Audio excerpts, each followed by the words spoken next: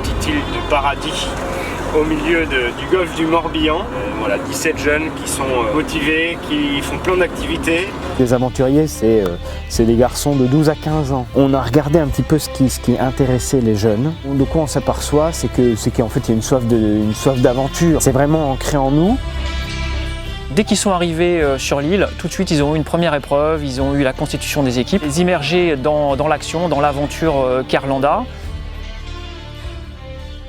Et une fois qu'ils étaient en équipe, voilà, la connaissance se fait spontanément, naturellement. L'envie est là, ils se connaissent de mieux en mieux, créent de la dynamique, et puis il faut aussi se rappeler que c'est aussi leurs vacances, donc c'est important qu'ils profitent un peu de ces journées-là. Donc on mélange à la fois aventure sportive, activités de réflexion, de découverte du patrimoine, de la nature, etc.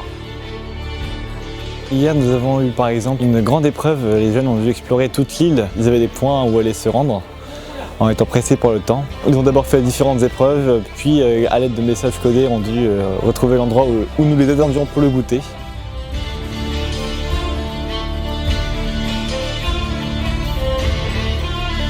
La sainteté est une aventure. Quelle aventure est-ce qu'on vit? Et en fait, on voit dans la Bible, on voit en fait 4 clés qu'en fait on retrouve aussi dans notre camp. C'est une histoire de voyage. Là, on est venu sur une île. On s'est déplacé de notre chez nous. C'était une certaine aventure. La deuxième chose, c'est qu'il y a un certain nombre d'épreuves. Le troisième, c'est qu'il y a un saut dans la foi à faire, hein, un saut dans l'inconnu. Le quatrième, c'est le don de soi. C'est l'un des sens qu'on a voulu donner au travail d'intérêt général qu'on a pu faire cet après-midi. 3 jaunes et 3 verts dans l'église et le reste dehors. Dans votre cœur, priez pour les défunts, priez pour les familles qui vont venir se recueillir. Vivez-le comme un vrai service. Après la Toussaint, il y a la fête des défunts, donc on est en train de laver un peu le cimetière. On enlève les mauvaises herbes et on rend plus propre les tombes.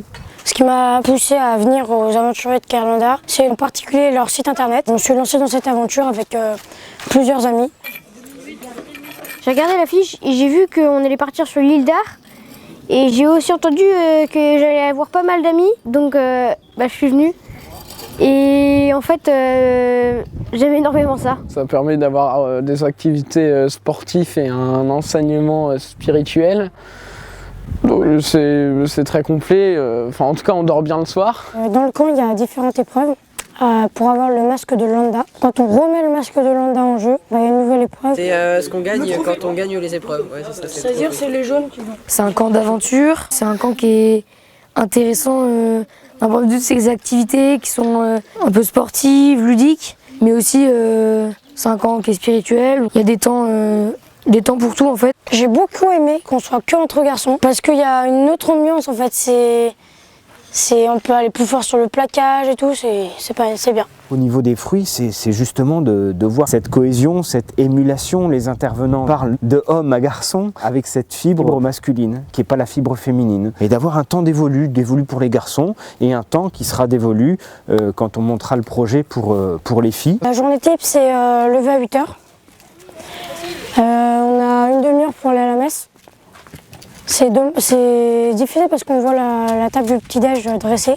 Ça nous fait vraiment la prière dès le matin. Ça m'a beaucoup aidé dans ma foi parce qu'on était vraiment beaucoup à prier, aller à la messe tous les matins en prenant le même chemin. Ce que j'aimais bien aussi, c'était qu'il y ait des gens non chrétiens qui viennent et qui découvrent en fait la messe et tout ça au camp, et je trouve ça très, très sympa. Il y a des beaux échanges, certains se demandent pourquoi il y en a qui se mettent à genoux à la consécration, et entre eux ils s'expliquent, ils cherchent à comprendre.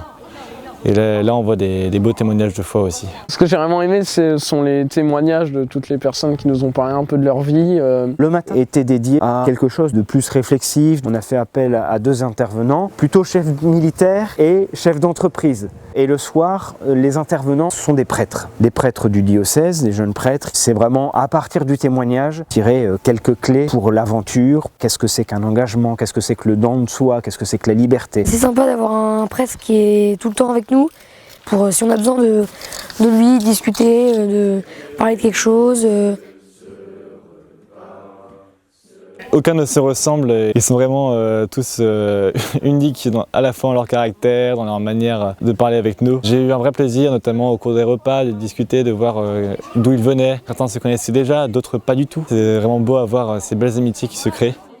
Aussi avec nous, les encadrants, on se confie un peu sur notre famille. Moi par exemple, je suis grand frère, je leur parle un peu de mes frères et sœurs qui sont dans leurs âges. On est très bien reçus, donc c'est normal qu'on fasse notre part de travail pour améliorer le quotidien. Et on fait ça avec plaisir, ça nous gêne pas, ça nous prend 20 minutes par jour, c'est pas énorme. Chacun le fait et ça nous fait grandir.